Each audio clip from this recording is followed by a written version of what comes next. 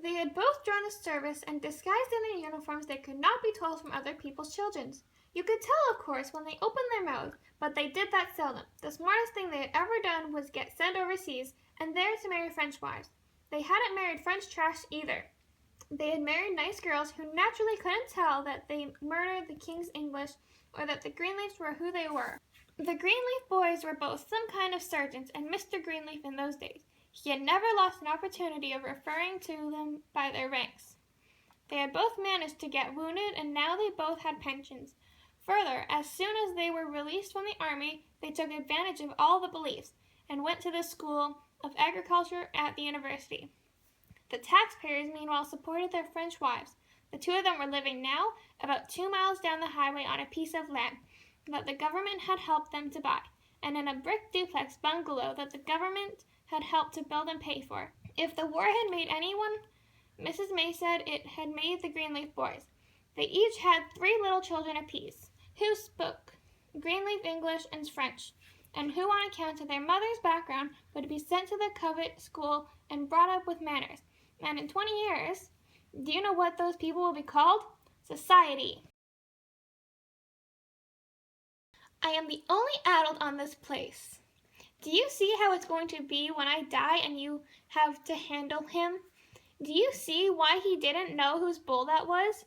Because if I hadn't kept my foot on his neck all these years, you might be milking cows every morning at 4 o'clock.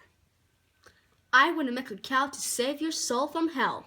I know you wouldn't. Whenever she thought of how the Greenleaf boys had advanced in the world, she had only to think of Mrs. Greenleaf sprawled sanely on the ground and say to herself, well, no matter how far they go, they came from that. I work and slave, I struggle and sweat to keep this place for them, and as soon as I'm dead, they'll marry trash and bring it here, and ruin everything. They'll marry trash and ruin everything. I've done.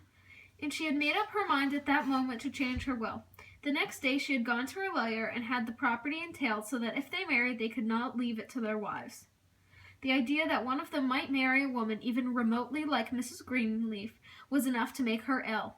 She had put up with Mr. Greenleaf for 15 years, but the only way she had endured his wife had been by keeping entirely out of her sight. Mrs. Greenleaf was large and loose, the yard around her house looked like a dump, and her 5 girls were always filthy, even the youngest one, dipped snuff.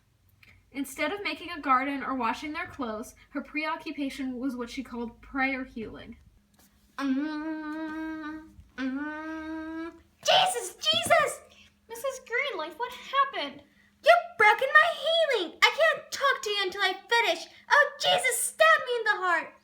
Jesus would be ashamed of you. He would tell you to get up from there this instant and go wash your children's clothes. Oh! Where is Mr. O.T. and Mr. E.T.?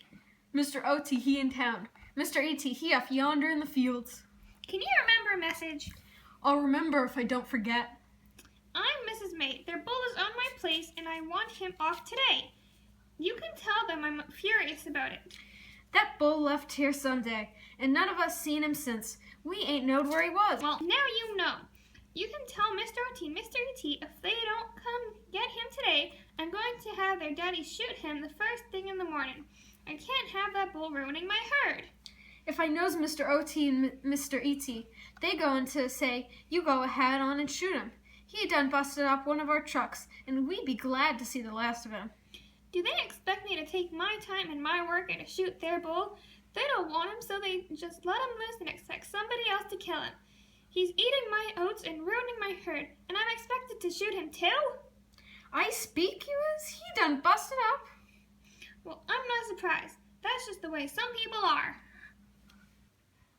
Go get your gun. Ugh! I think I'll catch the bull myself.